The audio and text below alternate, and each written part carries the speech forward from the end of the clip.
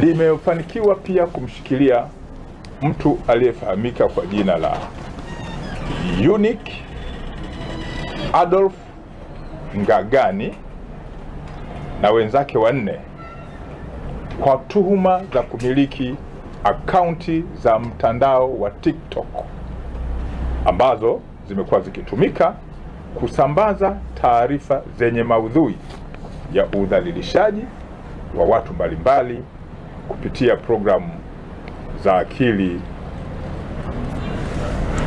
unde, yani artificial intelligence. Watu hawa wamehojiwa kwa kina na baadhi ya vifaa wanavyovitumia vimekamatwa na hatua za kisheria zimechukuliwa, ikiwa ni pamoja na baadhi yao tayari kufikishwa kwenye mahakama za kisheria za Tanzania, yani mahakama ya Kisutu. Kwenye msako huo mkali ambapo jeshi la polisi limejiunga na mamlaka zingine za kisheria, wamefanikiwa pia kukamatwa mtu aliyefahamika kwa jina la Baruani Hamisi Kateme maarufu kama jina la Majani. Huyu ni mkazi wa Kahororo, mkoa wa Kagera, ambaye amekamatwa na wenzake 4. Hawa wanatuhumiwa kwa kutumia mitandao kufanya makosa haya ya kujipatia pesa kwa njia ya udanganyifu, yani utapeli, kwa kuwadanganya wastaafu na kuwaambia pesa kwa kujifanya kuwa baadhi yao ni wafanyakazi wa mfuko wa pensheni na kwamba wanaweza kushughulikia kupata mapunjo ambayo baadhi ya wastaafu wamekuwa wakiyaelezea. Mtuhumiwa huyu wa Kahororo mkoani Kagera maarufu kama Majani amehojiwa kwa kina na mbinu ambazo amekuwa akizitumia, na yeye pia jeshi kwa kushirikiana na mamlaka zingine za kisheria wamehakikisha anafikishwa mahakamani.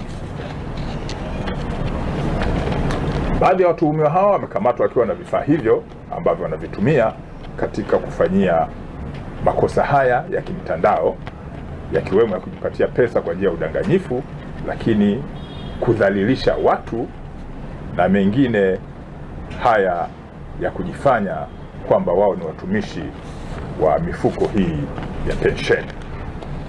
Baadhi ya vifaa ni pamoja na simu janja, lakini pia simu janja za kawaida zaidi ya 20 zenye laini tofauti tofauti na makampuni tofauti tofauti, lakini zina memory card tofauti, kompyuta pamoja na mashine ya usajili wa laini.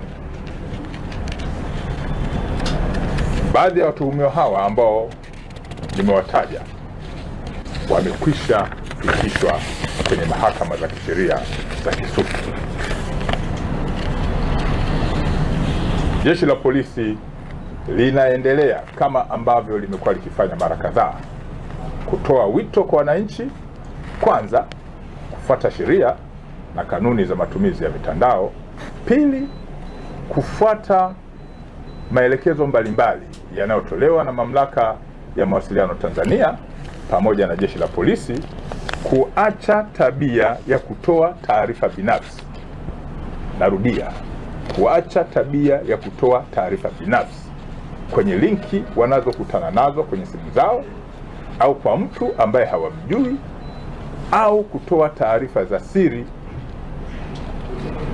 za mtu binafsi kama CV, pamoja na kutoa namba za vitambulisho vya NIDA na vitambulisho vingine kwa watu ambao wanakuwa wanavihitaji, lakini katika mazingira ambayo hauna uhakika nayo. Habari hii inatokea jijini Arusha, inahusiana na hoteli ya kimataifa ya Parrot Hotel. Hoteli hii ina hadhi ya nyota 4 ya ukweli iliyopo Kaloleni jijini Arusha. Jengo lake ni la ghorofa lenye floor 13, vyumba 116 vya kulala vyenye hadhi tofauti tofauti. Hapa kuna executive suite, junior suite, executive, standard bedroom, double deluxe na twin bedroom. Parrot Hotel ndani yake ina migahawa miwili. Mmoja ni maalum kwa ajili ya kupata kahawa za aina zote. Sehemu ya pili ni ya kupata chakula pekee. Hapa kuna baa maalum yenye swimming pool iliyopo floor ya 3. Kuna kumbi za mikutano kubwa 2 na kumbi ndogo kwa ajili ya vikao. Katika Afrika Mashariki, Parrot Hotel kwa sasa ni hoteli ya mfano kutokana na ubora wa huduma zake.